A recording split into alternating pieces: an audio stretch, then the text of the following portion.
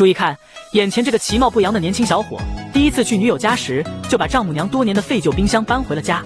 看外观，早已是锈迹斑驳，根本看不出是什么牌子的冰箱。内部脏乱的空间说明确实放置很久了，只剩一个不知好坏的压缩机还在。可小伙却像是看到了宝贝一般，激动的立刻搬回了家。走的时候还非常自信的跟丈母娘保证一定可以修好，心想丈母娘肯定会夸自己几句。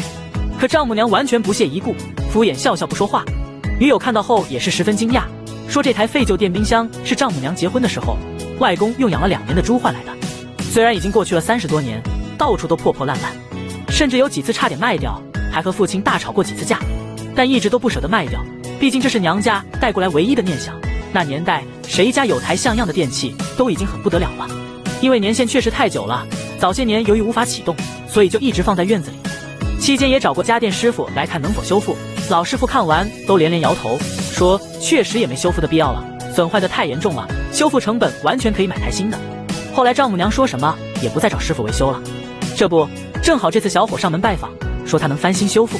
之前问过的老师傅听说后也是连连摇头，呵呵一笑，现在的年轻人就是爱装显摆，一个乳臭未干的黄毛小子怎么可能会有这样的手艺？那岂不是家电师傅都要失业了？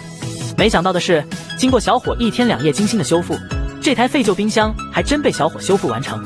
当成品出来那刻，压缩机嗡嗡作响，丈母娘简直惊呆了，迫不及待地切了整个西瓜冰冻起来，检测小伙到底修好没有。才一杯茶的功夫就冻得硬邦邦，丈母娘简直开心坏了，看着冰箱满满都是回忆，还说小伙确实是有真本事，还让女儿好好谈，务必明年自己可以抱上大外孙。接下来就让我们嗑着瓜子，吃着冰冻西瓜，慢慢观看小伙的翻新修复细节。当成品展示出来的那一刻，你才知道什么叫高手在民间。这台冰箱的核心就是这个压缩机了，而压缩机就好比人的心脏，压缩机的好坏对于冰箱的制冷效果、时间和噪音大小都有着非常重要的关系。所以为了排除可能的故障，小伙将压缩机彻底拆解，再逐一检查。为了刷洗干净内部零件，小伙甚至倒入半桶92汽油。肉眼检测没有明显异常后，小伙便安装回去。不过都这么多年的老冰箱了，除了有些许地方锈烂，压缩机整体都还算完好的，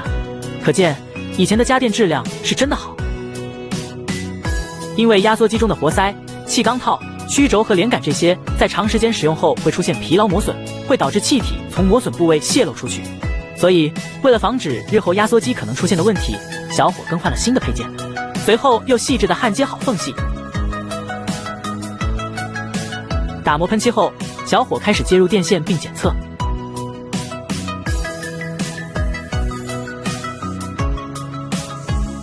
检测压缩机工作正常后，小伙便安装回去。到这里，这台废旧冰箱的修复就快大功告成了。从开始的锈迹斑斑，再到现在的崭新漂亮，小伙也只用了不到2天时间。